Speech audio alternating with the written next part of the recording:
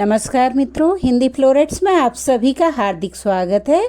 दोस्तों, आज का सुविचार क्रोध पर नियंत्रण शांति प्राप्त करने का प्रथम सोपान है।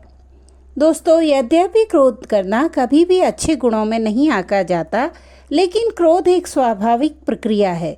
यह मानव स्वभाव का एक स्वाभाविक और नैसर्गिक गुण है, लेकिन क्रोध के दुष्परिणामों को देखते हुए इसकी सदैव निंदा ही की जाती है।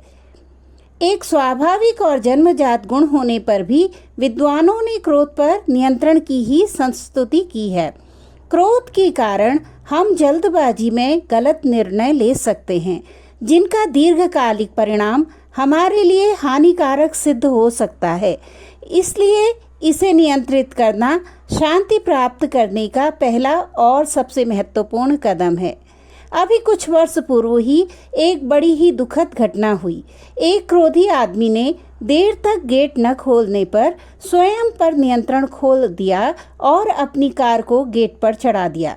लेकिन गेट के पीछे उसकी 6 वर्षीय बच्ची, जो अपने पिता के स्वागत के लिए मुख्य द्वार खोलने आई थी, दबकर मर गई। क्या वह पिता स्वयं को उस दुखद घटना के लिए माफ कर पाएगा? क्या किसी भी प्रकार के पश्चाताप से उस बच्ची को जीवन दान दिया जा सकेगा? क्रोध की एक विशेषता यह भी है कि यह उत्तरोत्तर बढ़ता ही जाता है। अतः क्रोध को नियंत्रित करना बेहद आवश्यक है।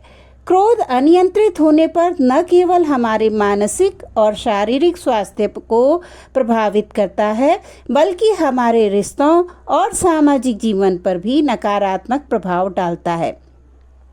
क्रोध को कैसे नियंत्रित किया जाए, इस पर बहुत शोध हुए हैं। कैलिफोर्निया स्टेट यूनिवर्सिटी के मनोविश्लेषक टॉम जी स्टीवेंसन ने अपनी किताब ओवरकम एंगर एंड एग्रेशन में स्पष्ट किया है कि क्रोध नियंत्रण का एक प्रमुख तरीका यह है कि स्थिति को अपने नहीं, दूसरों के नज़रिए से देखिए।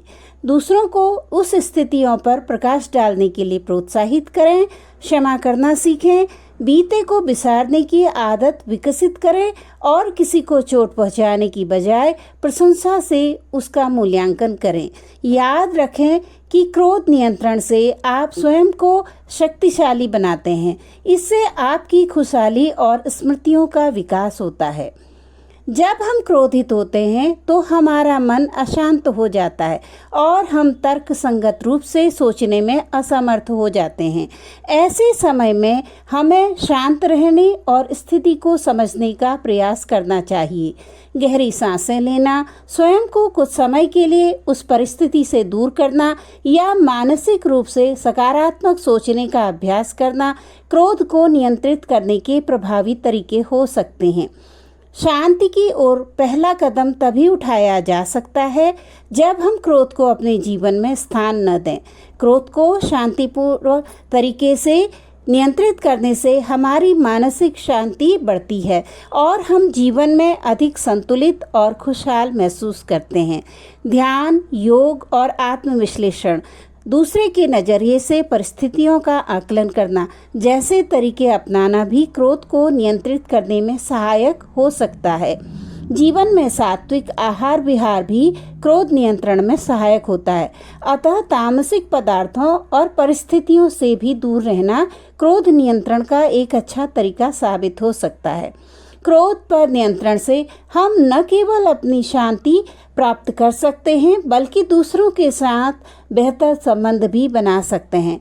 अंततः क्रोध पर काबू पाना ही आत्मविकास और सच्ची शांति की कुंजी है। शांतिपूर्ण जीवन जीने के लिए क्रोध पर नियंत्रण की कला सीखनी ही होगी।